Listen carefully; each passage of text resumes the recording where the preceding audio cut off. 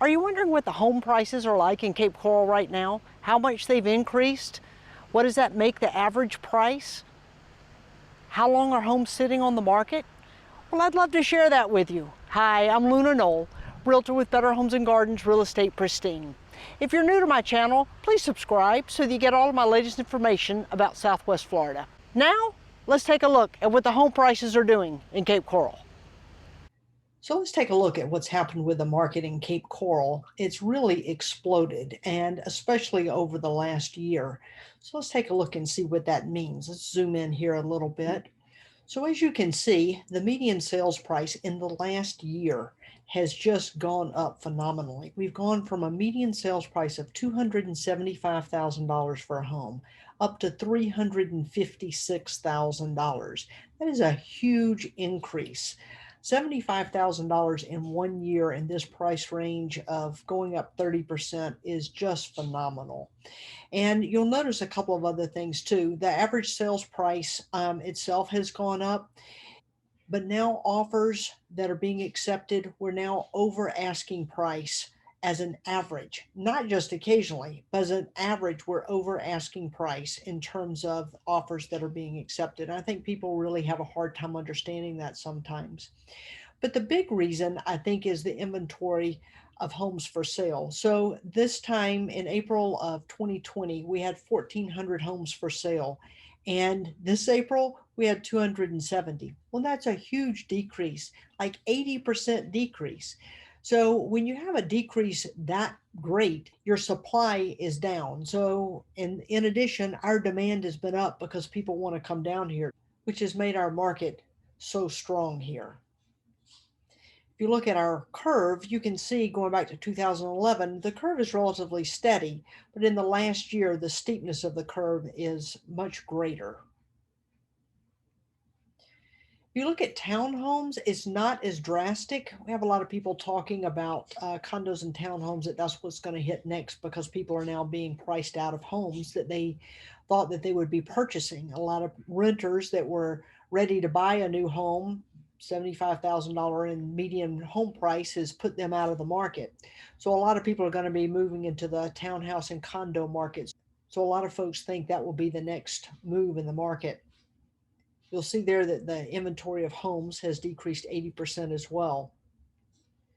And you can see as well the curve on this.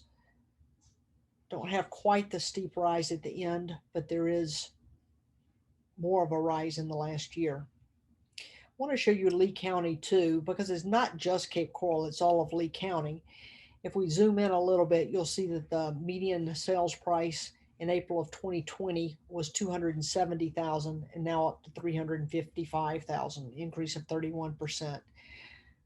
Also notice the inventory of homes is down 80%. So again, that's consistent throughout Lee County. It's really consistent throughout Southwest Florida and in so very many places across the country right now. Again, condos are lagging a little behind, but if you look again at the inventory, it's just so reduced. And that increase in demand, people wanting to be here, they can work from home now, have a pool, live on a quarter of an acre in Cape Coral. So the demand is increased and our supply is down 80%, just huge. So it's especially affecting the price range of 100,000 to 450,000. We don't have a lot of homes here under 200,000. Mostly those would be in the condo market. The 200,000 to the 450,000 range of homes has especially been affected.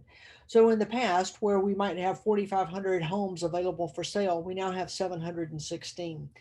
That's drastic, and the number of people has increased looking for those 716 homes, which has made the prices go up so much. So I've heard a lot of people say, well, the market's in a bubble, this is going to pass. Well, I think the market will slow down, and it will slow down as soon as sellers feel comfortable putting their homes on the market. But let's face it, when you got a ton of people going through your home and we're in the middle of a pandemic, a lot of people don't feel comfortable with that.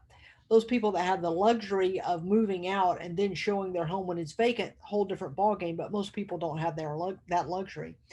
So once people feel more comfortable about putting their homes on the market, yes, I think it'll slow down. I don't think it'll go backwards.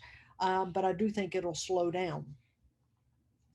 Also, hear a lot of people saying, well, I'm just going to wait until it slows down, which is great. I don't like to push anybody, but I'll say this article talks about by waiting 1 year on the purchase of a $325,000 home, they expect it to cost you $100,000 by waiting 1 year. And it's not just because of appreciation. This article uses appreciation rate of 7.7%, not the 30% we've seen in the last year, 7.7%. But why the additional cost then is that appreciation, but it's also the interest rates. So interest rates are going to go up over the next year. And as they go up, if you're financing a home, that also adds into the long term cost of the home for you. So, certainly you can wait, but in doing so, you just need to be prepared that it may cost you even more. And this slide will really show you a good idea of even waiting 1 month. Sometimes it will cost you $20,000 to wait 1 month to purchase the home. So if you look at the median prices going up from June of last year to July, it was $20,000. We had a slight backwards momentum in September coming off of the summer last year, but it has continued to climb since that time. A little bit of a dip from February to March, but then a huge increase from March to April. Overall, waiting 1 month and it costing you $20,000, that's a big jump right there. So when people have asked me what to do, I think the best place you can be right now in purchasing a home is go ahead and move forward. But try to look at those homes that have been on the market for 2, 3 weeks, because then you're not in a bidding situation. And you're a lot better off not being in a bidding situation. When you're bidding for a home, you're likely to overpay. So if you can choose a home that's been on the market for a couple of weeks and hadn't had any offers, you have a whole lot better shot. The other way that you have a lot better shot right now in Cape Coral is to purchase a home that doesn't have a pool. You can add a pool for starting around $40,000, but those homes without pools are not selling as quickly as the ones with pools. So that might give you a little bit of a place right there. But what does this market mean in terms of home prices? It means that a home that was $300,000 this time last year is now $390,000 to $420,000.